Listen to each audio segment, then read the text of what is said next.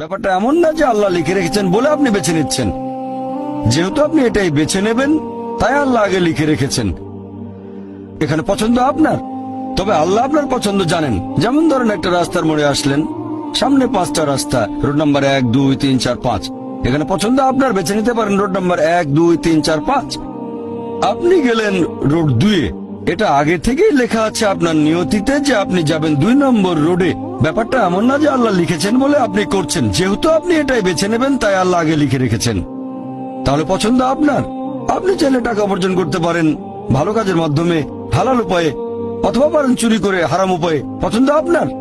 ধরেন চুরি করলেন, এটা আপনার সিদ্ধান্ত। তবে আল্লাহ আগে থেকে জানেন যে এই লোকটা সহজে টাকা পেতে চায়, তাই চুরি করবে।